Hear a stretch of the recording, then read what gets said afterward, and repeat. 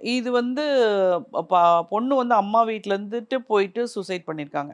But ஆனா, அவங்க இந்த ஆடியோ ரெக்கார்டிங் நான் கேட்டதுக்கு அப்புறம் எனக்கு தோணுன விஷயம் என்னன்னா, இவங்க இத ரொம்ப நாளைக்கு முன்னாடியே டிசைட் பண்ணி வச்சிருந்திருக்காங்க.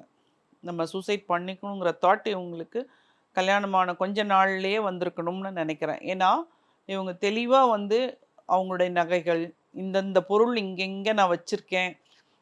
இது ஏன் ஒரு பொண்ணு வந்து இத ஆடியோ ரெக்கார்டிங்ல சொல்லணும்? இது எடுத்து வச்சுட்டும் வந்திருக்காங்க. அவங்க வீட்ல அந்த ஐ மீன் மாப்பிள்ளை வீட்லருந்து வந்தே ஒரு 15 நாள் இருக்கும்னு நெனைக்கிறேன் இல்லையா? அந்த பையன் வீட்லருந்து வந்து 15 நாள் இருக்கும்.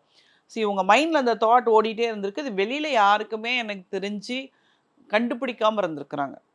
ஏன்னா இவங்க ஒருவேளை ரொம்ப நார்மலா வெளியில பிஹேவ் பண்ணிட்டு இருந்தாங்களா? என்ன ஏதுங்கிறது நமக்கு தெரியல. ஸோ இந்த அந்த தாட் அவங்களுக்கு வந்ததுக்கு அப்புறமே அவங்க வந்து அட்லீஸ்ட் அவங்களே ஒரு கவுன்சிலிங் போயிருக்கலாம். ஏன்னா, அவங்க ரொம்ப சின்ன பொண்ணும் கிடையாது. 27, 28 வயசு ஆயிடுச்சு. நல்ல வெளியில போக்குவரத்துல இருக்கக்கூடிய பொண்ணு தான். நல்லா வண்டி ஓட்டுறாங்க. ஸோ இண்டிபெண்டன்ட்டா இருந்திருக்காங்க. ஒரு கவுன்சிலிங்ன்னு ஒண்ணு போயிருந்தாக்க, எனக்கு தெரிஞ்சு கொஞ்சம் அவங்களுக்கு வந்து அவங்களுடைய டவுட்ஸோ, அவங்க என்ன ஃபீல் பண்ணாங்க நமக்கு எதுவுமே தெரியாது. அதற்கு ஒரு விளக்கம் கிடைச்சிருக்கும் அவங்களுக்கு. அப்போ அத அவங்க பேரண்ட்ஸ் கூட பேசி இதுக்கு ஒரு முடிவு எடுத்திருந்திருக்கலாம்.